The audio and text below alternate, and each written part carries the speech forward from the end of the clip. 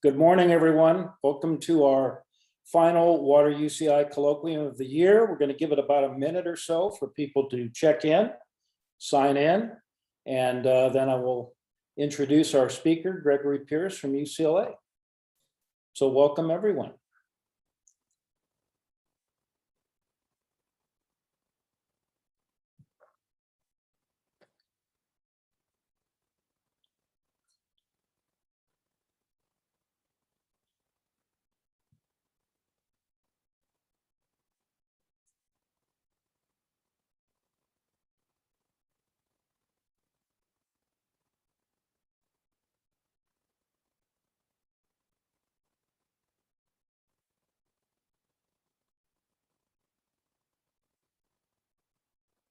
All right, let's go ahead and get started.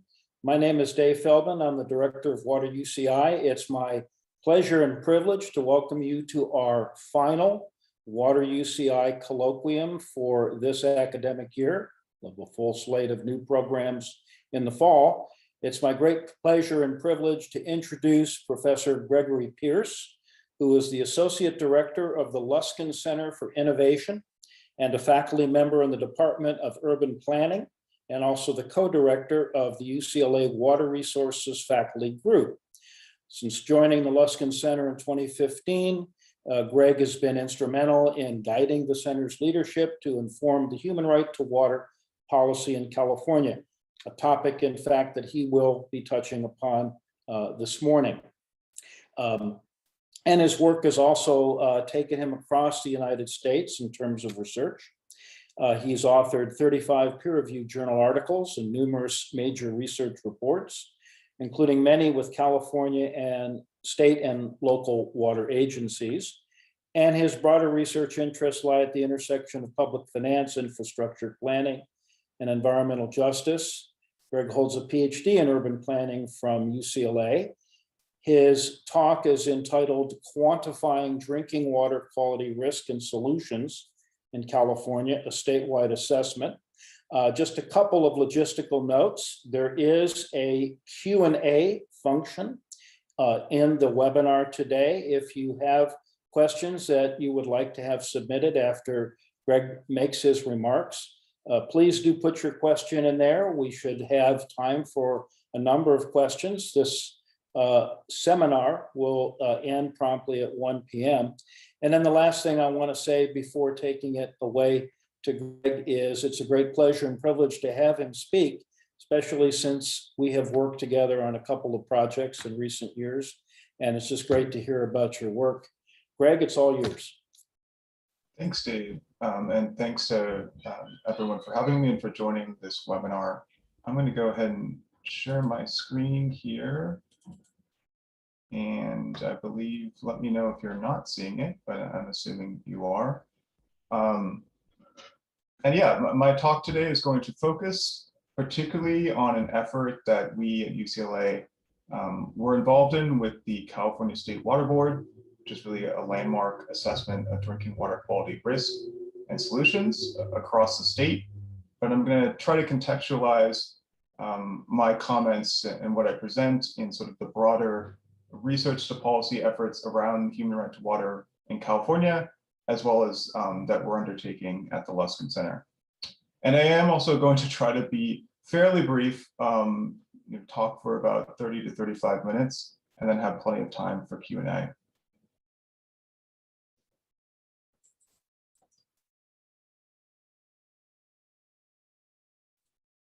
So first, I want to just briefly say at the Luskin Center, we really have two tracks of work in the water space. The first, and the one, of course, we'll be emphasizing today, is research to support policy, very locally to globally on human right to water implementation.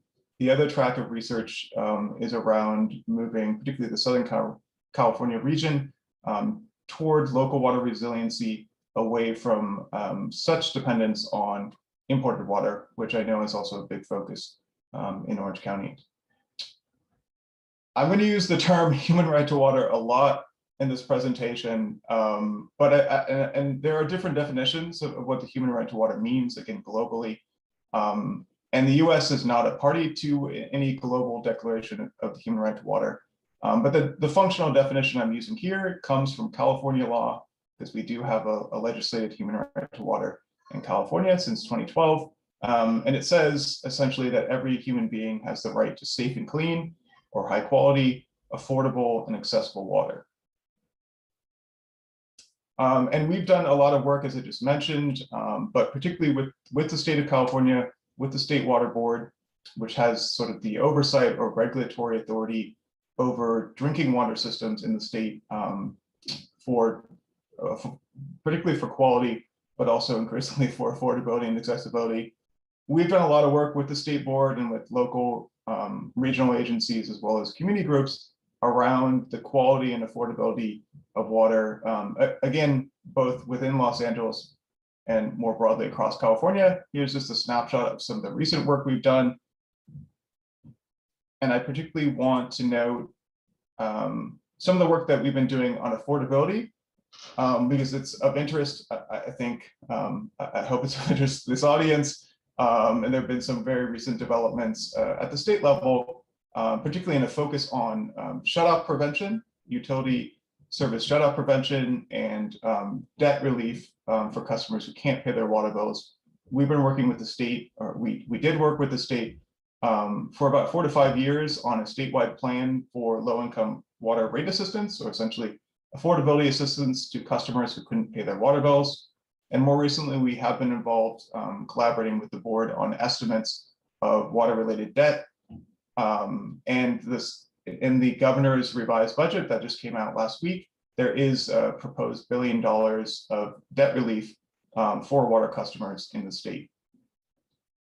And we also do work in addition, I should say, in addition to work that directly informs policy, we do undertake sort of more conceptual and broader research that goes into peer-reviewed publications. And again, affordability solutions research is a big focus of our work. But with that being said, I do want to focus in particular the rest of my presentation on the statewide needs assessment that we worked on and that was recently completed. And there is literally a 500-page report released on the State Water Board's website with several sources of publicly available data and actually a raft of draft white papers and previous public presentations that are accessible if you'd like more details on the effort. There's a lot to say about sort of the structure of the inaugural State Water Board needs assessment. I can't say it all here, but I do want to emphasize, and you may have seen on the introductory slide, this was very much a team effort. I was the principal investigator of the sort of funded research that partners undertook with the State Water Board, but I believe there were 31 named authors of the report. And there were actually many more people, many more agencies and partners involved in the broader effort to bring this about. But particularly in terms of the research we were funded to do with the State Water Board, that was again housed and sort of led by UCLA, but we partnered in turn with 4 different groups that are named as collaboration partners on the slide, with Corona Environmental Consulting, with the Pacific Institute, and with the Environmental Finance Centers at University of North Carolina and Sacramento State. And I'll try to call out different pieces of the work that I present and where those pieces were led by partners. But this research was also, it was not just a UCLA effort, it is in fact owned by the California Water Board, led by the California Water Board, and particularly by a unit that was actually created through a funding mechanism passed by the California legislature in 2019. A new needs assessment unit was created in the last 2 years to undertake this work in partnership with us, and then to take the work going forward and do it on an annual basis. So I should say, actually, as a disclaimer here, that we undertook this initial round of work that you'll see on drinking water quality and affordability needs assessment across the state. But I do not speak on behalf of the Water Board. We are not currently formally working with the Water Board on this. And so my remarks here, although many of them are directly based on that work, don't represent the Water Board officially. But the premise of the needs assessment essentially was to go beyond the obligations that the State Water Board has as the regulator of drinking water systems across California, to comply primarily with the Safe Drinking Water Act and some of additional state level standards. And that's the Safe Drinking Water Act is a national piece of legislation.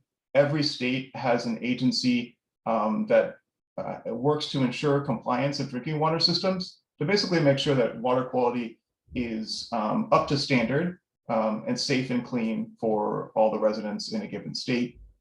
But the needs assessment in California was aimed essentially both to identify a broader definition of how water systems might be failing beyond that act, to also assess it, and something I'm going to focus on here, to try to assess where systems haven't yet failed but are likely to fail or at risk of failure.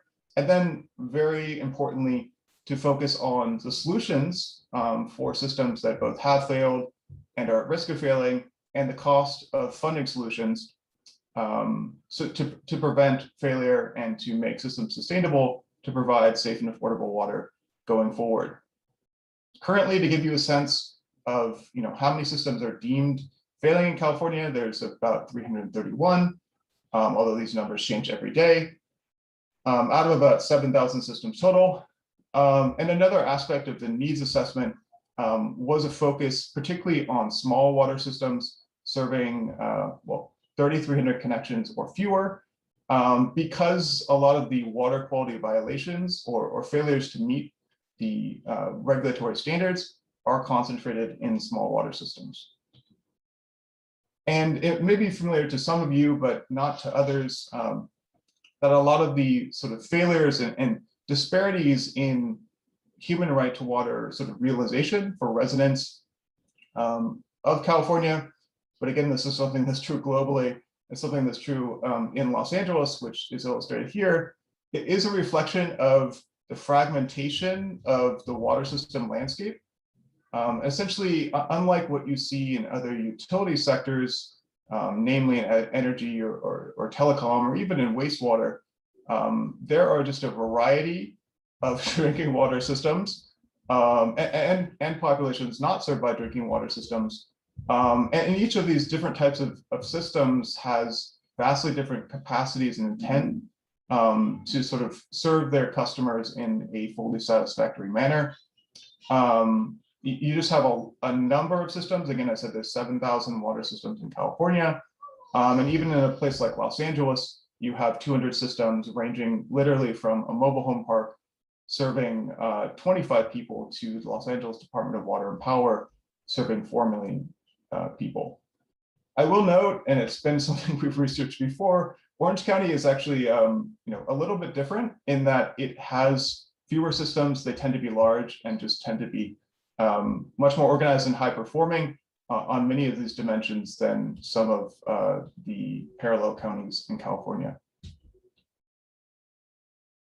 As I said, the needs assessment is a novel effort on a number of respects, but in particular, because again, it looks to go beyond just identification of systems that are not complying with existing regulations that are sort of national or state level standards, but also to look at where water systems are at risk of failing, and also, very importantly, to include folks who are not served by regulated water systems, who are in turn served by domestic wells or what are called state small systems, and include them in the analysis of water quality risk and failure, and to try to fund solutions to meet their needs as well.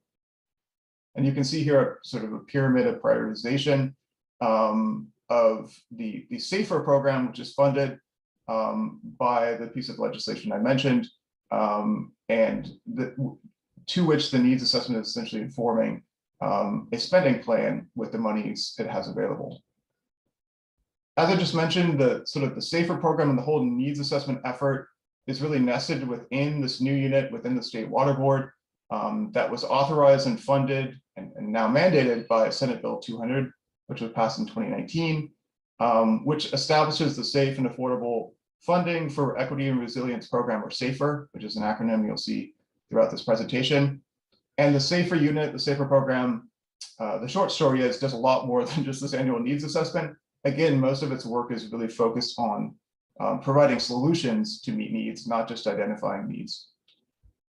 That being said, the needs assessment, which we helped with or collaborated with, has 3 core components. Again, there are literally 500 pages of detail in the final report that were released in April, in addition to more detail in past white papers leading up to the final report, and a lot of publicly available data that you can download right now, and you can go to the Water Board's website right now and access. And there are multiple sort of subcomponents within these components, but I'm primarily going to focus the rest of my remarks on the risk assessment for public water systems, as well as the cost and sort of solutions assessment for cost. That was the focus of our analysis. I'm not going to talk so much about the affordability assessment, although I'm happy to do so in Q&A. So the risk analysis, again, there are actually two pieces to the risk analysis. One is focused on public water systems. The other was focused on domestic wells. I'm just going to mention the domestic wells piece at the end and really focus on the public water system piece. Because we at UCLA led the public water system piece in conjunction with the Water Board, but also it's more of a sort of complex and novel methodology in terms of analyzing risk. And the goal with analyzing risk, again, in this case, was really to predict where water systems that hadn't currently failed to exceed water quality standards or to fail to meet water quality standards were likely to do so, and then with the identification of risk, to prevent those systems from doing so through providing funding, technical assistance, et cetera, from the Water Board side. And I'm just going to run briefly first through sort of the methodology for the risk assessment for public water systems. But essentially, we took an original list, identified list of 129 potential risk indicators, narrowed that down to 19 risk indicators, or sort of metrics, data points, in 4 categories: affordability, accessibility, water quality. Again, those are the 3 components of the human right to water, as well as technical, managerial, financial capacity, or TMF, as you see the acronym here. For each of the indicators that were ultimately used in the inaugural risk assessment methodology, didn't have to just identify the indicator, but also determine how to measure the indicator, what the threshold or thresholds of concern would be, and then how to combine the indicators into a score or designation to label systems as not at risk, potentially at risk, or at risk, which you'll see the results of in just a few minutes. But essentially, the methodology of the scoring was undertaken through a weighted indice approach, which I'll show you a little bit of in just a minute. But in the first risk assessment, as was mentioned, 19 risk indicators were really selected from 129 proposed indicators. A lot of indicators that dropped out were not usable, were due to data quality and data availability concerns. Since this is an assessment that was undertaken of all water systems with 3,300 connections or fewer, at 2,800 systems, and because this process is going to be owned by a state agency, data had to be publicly available or accessible to the agency. Anything that didn't have data, for the vast majority of systems simply couldn't be used. But what we wound up with in the first round was 6 different indicators of water quality risk, 5 different indicators of water accessibility risk, 3 different indicators of water affordability risk, and 5 indicators of TMF capacity risk. And I will say, there's some imbalance between the different categories. Some of that is intentional, given the assumptions and sort of past evidence around what drives water quality failure for a water system, but there is already an explicit effort, intention of the water board to improve and expand its list of affordability indicators and financial capacity indicators for this assessment going forward.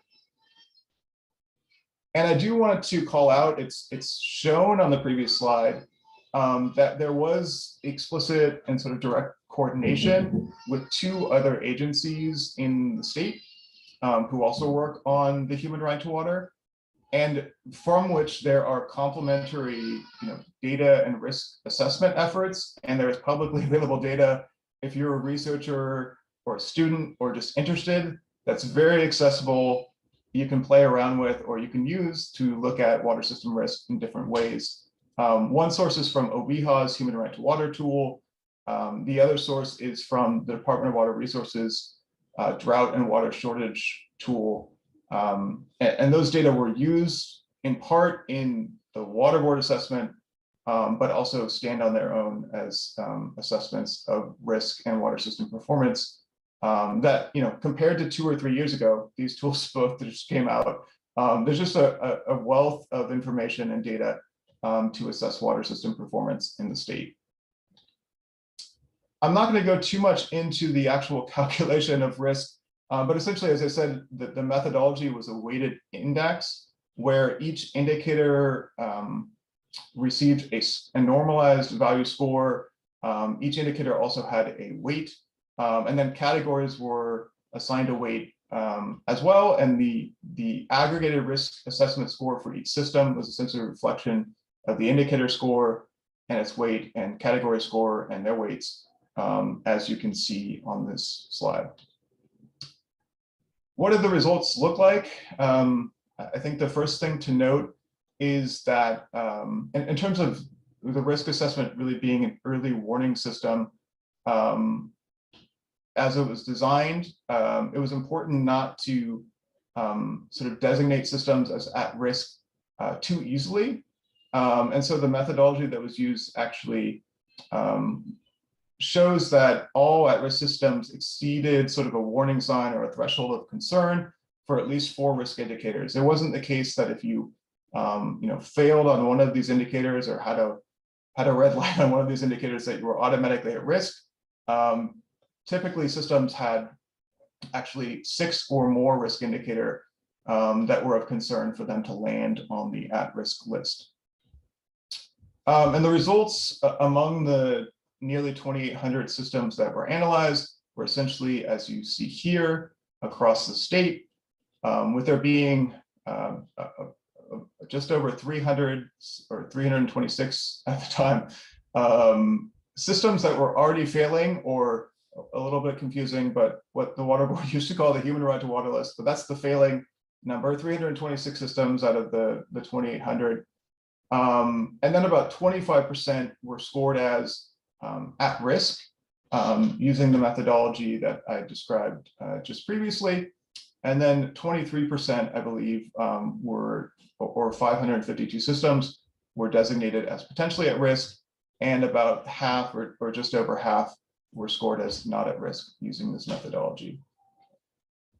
Something that's really important to note, and maybe obvious to many of you, is that the results of the risk assessment, and really any analysis you do of sort of human right to water realization across the state, are uneven across the state. If you look at the 58 counties across the state, you see quite a bit of variation in system performance.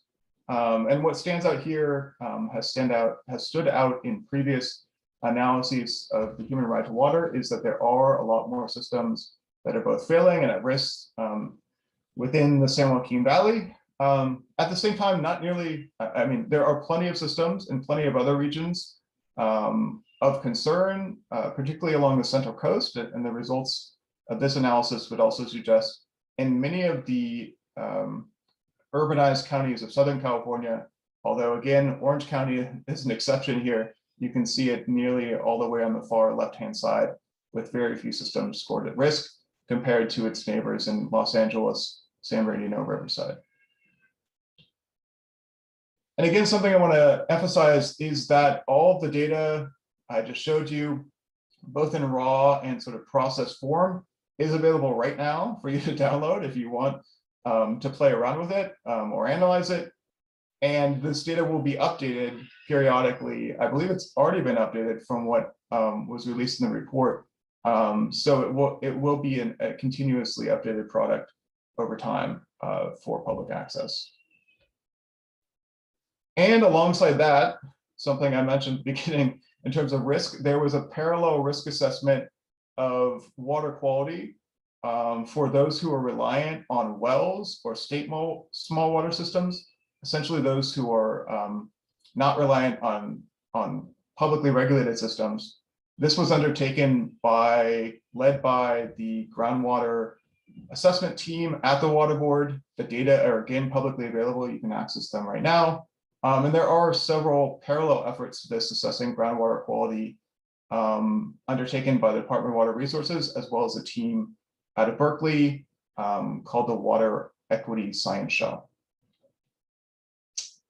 That brings us to solutions and the cost of solutions. And I'm going to run through this a little more quickly.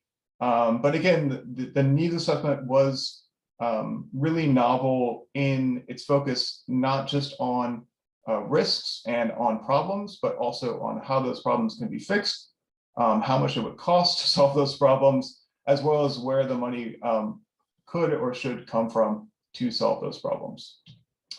And again, there's a lot of detail on sort of determination of cost of solutions, with there being actually 3 different tracks of solution types: solutions for public water systems that had clearly failed, solutions for at-risk systems, and then solutions for at-risk wells, as well as both long-term and short-term sort of solution types for each. And this is a diagram from page 235 of the report that shows you some of the complexity. Again, all the details are available online. I should also note this effort, the cost assessment effort, was really led by Corona Environmental Consulting in conjunction with the Environmental Finance Center at Sacramento State and with support from the Pacific Institute, particularly on the funding solutions piece. And if you're asking the question, what do we mean by solutions? Here's an abbreviated list of the type of solutions that were considered. Again, these are for the human right to water list, or the failing system list, with the sort of traditional way of looking at solutions that are funded by traditional infrastructure financing programs, such as the State Revolving Fund, Drinking Water State Revolving Fund, being an emphasis on centralized treatment. One of the emphases that the state more broadly has in the last few years, and certainly the needs assessment is on the potential for consolidation or the physical integration of systems. So I'll show you a few slides on that in just a second. But the range of solutions that were considered were essentially anywhere between physical consolidation on one end of systems or wells into systems, to point of use, point of entry, which are sort of at the tap filters, and everything in between. Physical consolidation was modeled, again, across the state using publicly available data, and essentially was analyzed, the cost of it was analyzed in every circumstance where there was a system that was failing or at risk of failing, and then another system that was not failing within 3 miles proximity along sort of the road network. The 3-mile buffer was deemed to be, and has been established in previous research, as sort of the maximum distance with currently available technology and cost that physical consolidation is cost feasible. And this is a map showing you essentially where physical consolidation was judged to be a potential solution for systems that were failing or at risk. Something I do want to note is that there was an assessment, or an estimation, I should say, of the potential cost savings of regional approaches as opposed to one-to-one consolidations. Only the one-to-one consolidations cost estimates were included in the aggregated cost estimate because the regionalization approaches would require institutional changes, governance changes that might be desirable, but that the state can't currently assume are feasible which is something I'd be happy to talk about in the Q&A if it's of interest.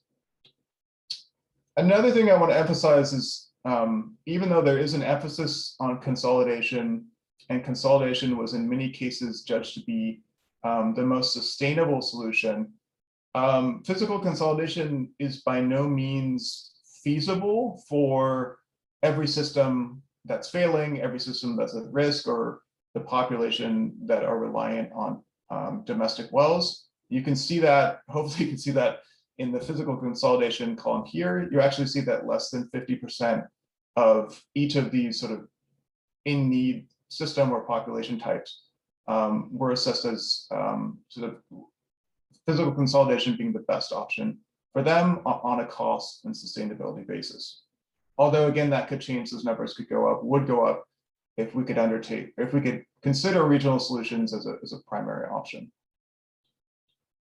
And again, no surprise, since the risks are different, that the costs are different, and the distribution of failing systems is different.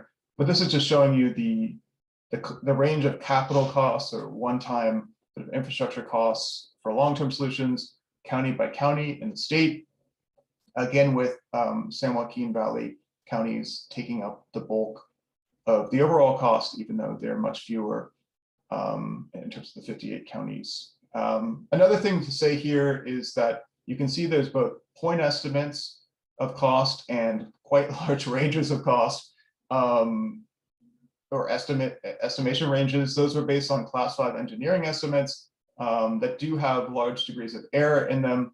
Those are the best that can be produced, sort of at industry standard. But the hope is that as more solutions are funded over time, those cost estimates can be refined and made more precise to recognize the true sort of funding need. One other thing I want to mention before really briefly talking about where the money for this would or could come from is that there was an assessment, although the emphasis was on long-term solutions and their costs. There was an assessment of essentially of the cost of providing emergency water while long-term solutions were being affected for all the populations that have been described. The interim solutions that were looked at were either bottled water or point of use, point of entry, or other sorts of water delivery mechanisms. The main thing I want to say here is that the cost of providing interim solutions is really large on a per gallon basis. And it really, I think, motivates putting the money in investing up front in long-term solutions to save money on providing interim solutions, particularly bottled water, which essentially dry up fast because it costs the state over $1 per gallon to provide that resource. Last but not least, funding gap analysis. Again, this is quite a novel exercise and something that I think is really relevant to other states, although California has more sources of funding for the human right to water than I believe any other state. But as other states pass their own funding measures, as there's hopefully more funding from the federal government for these types of programs, one has to do an accounting of exactly how and where the money should come from with a state's existing resources. And that's essentially what was done here. I'm not going to go into the details, but there was an exhaustive accounting of essentially which particular fund, whether it be, again, state revolving fund, proposition monies, this new SAFER program monies, should go to pay each different type of need. And each of those funding programs has different rules about who's eligible and what can be funded. A lot of programs, it's easier to fund capital, but harder to fund operations and maintenance, which is something the SAFER fund explicitly can do. So there was a detailed analysis of all of that in both sort of a 1 and 5 year time frame looking forward. Cutting to the chase on this, essentially a gap over and above the funds that the state currently had, or had at least as of a few weeks ago, was identified at $4.6 billion. That also takes into account or assumes that local communities would contribute funding to these solutions through local cost share. But the gap that was identified after all of that was accounted for was approximately $4.6 billion. Although we've already seen in the governor's budget, a potentially $800 to $900 million additional allocation to meet some of these needs over and above what was expected. So that could potentially reduce the gap immediately below $4 billion. As I've said, or as I mentioned at the outset, the needs assessment, this was the inaugural needs assessment, and it was a two-plus year effort in order to do that. But the needs assessment actually will be undertaken by the State Water Board on an annual basis for at least the next decade, but likely beyond. And there is already efforts underway to improve and expand the data, both on the risk and the cost side, to refine estimates. And there is a robust public engagement process. There are already webinars and sort of data collection efforts undergoing that you can check out on the State Water Board's website and be involved in this effort going forward. Last but not least, I do want to briefly just mention a few other, I think, human right to water research to policy efforts that complement the needs assessment but go beyond it that we're interested in. I just want to mention as necessary. The first is really a parallel effort. There's been a lot of focus on drinking water quality and affordability at the state level, pretty robust estimates on need and on solutions. There hasn't been quite as much emphasis or sort of program development on the accessibility front. And as we have already entered into a drought and already seeing places in the state literally running out of water, I think that's an urgent need. And I know an effort that some folks are working on, but I think has to be elevated and done quickly and robustly to truly realize the human right to water. And then I'll just mention, since I'm at least speaking to I'm assuming mostly folks in Orange County, that I think there's a really interesting and important set of research and policy that needs to be undertaken to ensure that we have a just transition for urban water, as in counties certainly like Orange County and Los Angeles, but pretty much all the urbanized counties of California look to and have moved away from as much of reliance on imported water toward local and regional solutions like recycled water, enhanced stormwater to groundwater capture, or controversially desalination. That those transitions are made equitably, and particularly that their affordability considerations are undertaken for that and those transitions, as well as trying to bring in some of these smaller systems and even private wells into the fold as those transitions are made, rather than keep the status quo of unequal access, affordability, and quality that we do see in many parts of the state. With that, I'm going to conclude and thank you all for listening, and I look forward to our discussion. Thank you, Greg. That was great. Really informative talk. I see that we have a question in our Q&A related to your talk. One of our participants asked how saving water in California, given our drought, given our chronic dryness, fits into this issue of equity and infrastructure and water access. Yeah, that's a great question. I think it certainly fits in the broader picture of equity, both, in a number of dimensions. I would say it wasn't as explicitly addressed, except around access to water that water systems have in this assessment, but more broadly, conservation, I think, can both improve equity and respond to sort of inequities in access through progressive pricing structures and through the offering and ensuring that conservation assistance is just as accessible to those who don't have large sums of money to invest up front in, for instance, turf replacement or lawn replacement programs as others. But generally, yeah, I think there's more work to be done in that space, and that's part of the future research of the ongoing research that we've begun to do that I mentioned as the first bullet in the last slide. Very good, thank you. Another attendee had a more technical question regarding one of the principles that you addressed in your talk, and that was MCL, what that stands for and what its significance is for this problem. Yeah, great question. I'm sorry, I didn't clarify that. MCL stands for maximum contaminant level. And the Safe Drinking Water Act, which is the national legislation regarding drinking water quality, for each contaminant of concern, which I believe there's 98 or so, that every water system has to comply with, they have to stay below the MCL or they receive a violation. Basically, they have a clear water quality problem they're obligated to fix.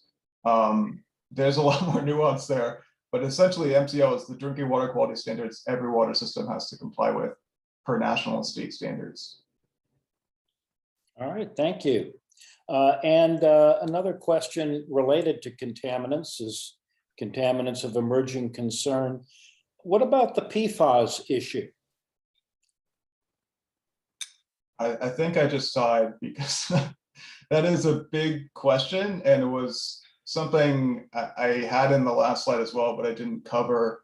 These estimates, I will say, do not cover, they did not include the cost of treating PFAS, PFOA, or hexavalent chromium, which are two sets of contaminants that are of concern, including in urban areas. A lot of water systems, if there were standards set now that systems had to comply with, would be out of compliance, would be failing per this definition. So it's a concern I know the state is working on and will be providing funding assistance for. But that's why I put in the previous slide, I think there also has to be one area which I'm not particularly well suited to do the primary research on, is we really need to find technologies that are scalable to lower the cost of treatment for emerging contaminants, or a lot of systems are going to be priced out of treatment technologies and then either be unable to implement them or implement them, but the cost of water is going to skyrocket and become unaffordable for their customers. So that's a big one. It's not addressed here because the standards are not currently enforced. The state can't do that yet in an effort like this, although it is also working on in the effort and certainly knows the standards are coming. So I hope that answers the question in part. Okay, very good. We have another question, lengthy question. I'm going to go ahead and read it.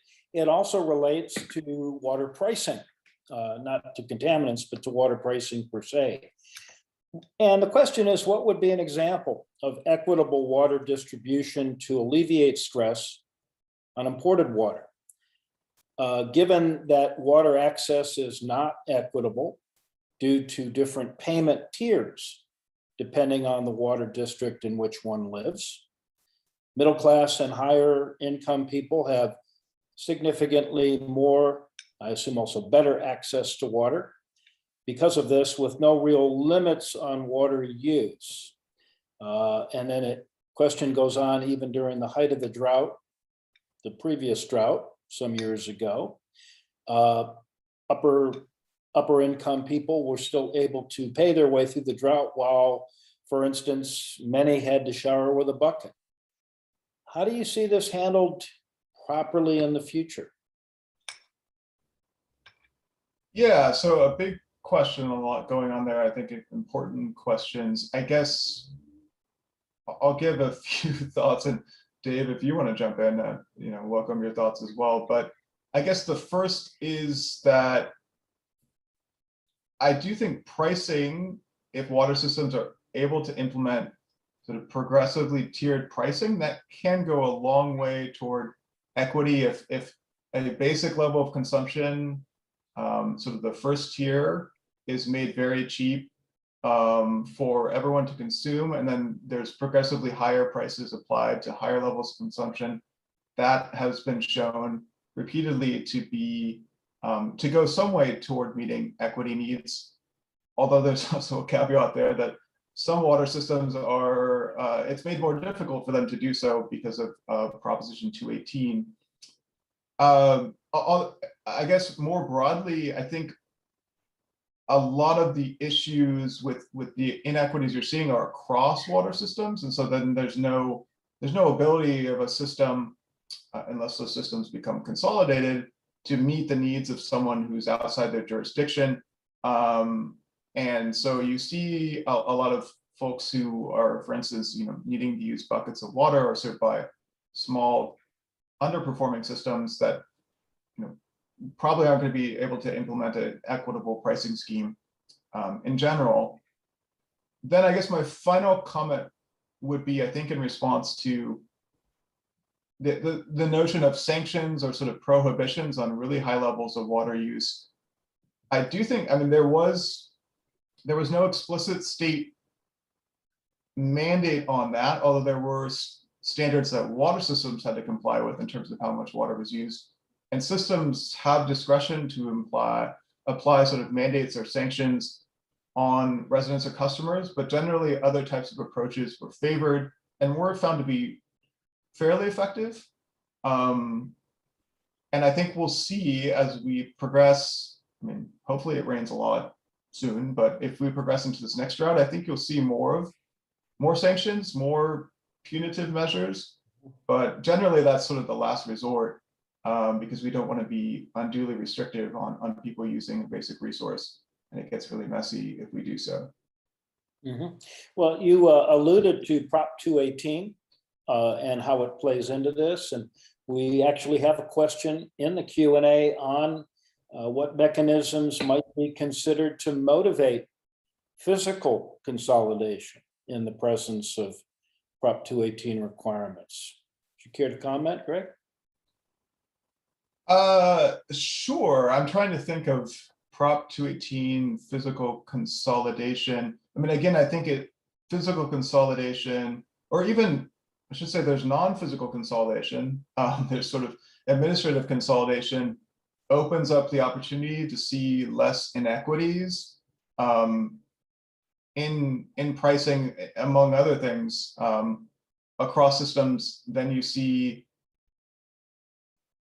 existing, but I'm not sure how Prop 218 fits into that equation. It doesn't really prohibit or limit consolidation as far as I know. Right. But I would say, especially in the presence of Prop 218, the more normalization or sort of equal treatment we can give to customers, which certainly is facilitated by consolidation, the better. Is until or unless Prop 218 is overturned, there's an inherent inequity in how much systems can do for their customers, both in terms of affordability and sort of conservation. And I suppose implicit too in what you're saying is the ability under Prop 218 to really control what constitutes essential water uses, as Right. opposed to what might be considered less essential or non-essential water Right. uses. Okay, well, thank you for that very thoughtful answer. We have another question in the chat regarding the use of your study for political change. Would you foresee that environmental justice groups could use your findings for actually helping compel change, or will change and funding changes likely come at the state level regardless? Well, I'm going to go with the classic both and I should have said, or I'm happy to say now, the human right to water legislation that was passed in 2012, as well as the funding, the SAFER program, SB 200 in 2019, and thus the needs assessment, all would not have happened without the advocacy of environmental justice organizations. Environmental justice organizations are very active in this space in helping get legislation considered and passed, and working with agencies on efforts such as the needs assessment. They were involved in the needs assessment. There's also a an advisory board to the SAFER program that's primarily constituted of water system agency members as well as environmental justice organization members and community members. So they're instrumental to everything. And I think are instrumental even to things like I mentioned, the governor's enhanced budget to address both water quality and affordability. I would, as a multi-stakeholder effort, I'm sure, but it wouldn't have been possible without the leadership of environmental justice organizations. So there really is a commitment at the state level currently to make some changes. And so the congruence between your study and the political climate may be very opportune. It's very heartening to learn. I'm going to go ahead and take the chair's privilege, co-host privilege, and ask my own question. Greg, toward the end of your presentation, you talked about different water innovations and the need to make sure that there's some process for incorporating public input, questions of social equity, and the adoption of these innovations, whether it be, you alluded to wastewater recycling, and you also mentioned desalination, which is obviously an issue of some continuing, let's say, contention in our region.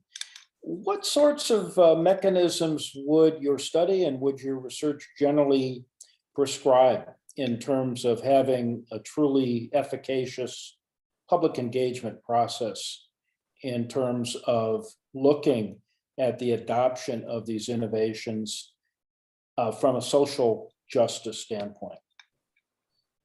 Yeah, thanks for that question. And yeah, happy to answer. I would say, this goes beyond sort of the needs assessment. I'm certainly not speaking for the water board here, but in my own view, there's really at least three different components or strategies under which regional new water investments, especially large ones, can be more equitable. And I will say it won't happen by default, so there needs to be active effort in this space. The first and broadest would be to see more community members, more diverse set of community members involved, like actually leading the efforts of agencies, being on the boards of agencies, representing the community in a more diverse way, as opposed to, even just participating in public venues at public meetings. I mean, that's great, but actually sort of leading the effort would be fantastic. The second and third are sort of strategies that we did outline in a recent report that evaluated the likely affordability impact of the desalination plant proposed in Huntington Beach. So you can check out that report for more of those details. But essentially, there's two different things there. The first is that these new configurations or investments, to me, are a golden opportunity, if people see them that way, to integrate more of these small water systems or people who are not served by water systems into the fold, because there's huge investments being made, new pipelines, new institutional arrangements. Let's bring in the small systems who aren't currently so plugged in to broader regional efforts, don't have diverse water sources. Let's bring them in explicitly. Let's make those part of those efforts through consolidation or just new regional agreements that really take account of these small, relatively neglected populations. But the final and most sort of instrumental approach would be simply to make sure that these large investments are not passed through in terms of their cost, who pays for them, as fixed charges on water customers' bills, that they're applied in a progressive way, sort of on higher tiers of consumption, or that customers who aren't using more water as a result of these arrangements have the opportunity to consume a modest amount of water and not pay exorbitantly more for their water, because the cost of those investments was simply passed through as a fixed charge on a customer's bill. So those are my three off the top of my head thoughts on that topic. Great. I'm glad this is recorded because this will be some great observations for posterity. I have another question, Greg, that alludes to something that you mentioned earlier in your talk about the relative health of Orange County water agencies, being, as I think you phrased it, large and pretty robust in terms of their resources. To your knowledge, do we have any small water agencies in Orange County that might be subject to the kinds of challenges that you've been discussing? Yeah, we do, and I can't remember off the top of my head how many there are. There are certainly a few, but I think it would be, less than 5, certainly less than 10 agencies or small systems that would be of concern. I'm happy to provide more details if someone wants to follow up, but it's relatively less of a concern, the small systems, underperforming small systems on the quality and accessibility front in Orange County than elsewhere. And that's just something I like to say wherever I go, because it is unique, I would say. It's great. And your email address is available so people can follow up on that, including anything regarding your recent report. Greg, I want to end with a broad question that I think is definitely germane to the topic that you presented today. We're all hopeful that the Congress might pass some sort of infrastructure bill this year. We know that water is already being discussed as an integral part of what would be contained in that bill. If you had the opportunity to address the Biden administration or Congress on how to implement infrastructure reforms in water regarding or in reference to what you found in your study, what 1 or 2 takeaways might you want to share with decision makers? Yeah, great question. And I think I didn't note, but until recently, or until now, the share of federal contribution to drinking water infrastructure has plummeted precipitously since, say, 1970. I think it was 40% of spending to now being 5%. So there's a great need. In terms of what I would emphasize to the Biden administration, I think I'd say, first, it's great you're working on this, but I think there's been a large focus on lead, which is absolutely needed, and it's a huge problem, particularly in other areas outside of California. It's a problem here, but not nearly as big of a problem. So let's go beyond lead would be the first thing, or at least let states like California, use their money for other issues that are more pressing. The second would be certainly let's advance or prioritize funding for regional solutions, given the cost savings we can see there, and not simply allocate money for one-off capital investments in systems that frankly may not, any level of investment may not work for them because of the managerial considerations. And the final would be, I think, let's be realistic and let's be really innovative on what we can do for populations that will never be able to be consolidated, particularly the well owner population, which aren't under regulations, the government is not mandated to provide water service to them. But on the point of use, point of entry filter side, let's try to really learn from other parts of the world as well on what we can do there and support that. And make sure that the human right to water is really a right for all across the country. Great place to close. Greg, thank you. We're just about out of time. I want to take this opportunity to thank Greg Pierce for a wonderful presentation. We'll have to have you back in the future, Greg, talk about your additional research. And also want to thank all of our audience for participating today, taking time out of your schedules. To the School of Social Ecology for all of their support in our colloquium series this year and every year. And lastly, to the Associate Director of Water UCI, Shannon Roback, for being instrumental in helping organize this particular colloquium. Great job, everyone, and have a great summer, everyone. We'll see you in the fall. Take care. Thanks.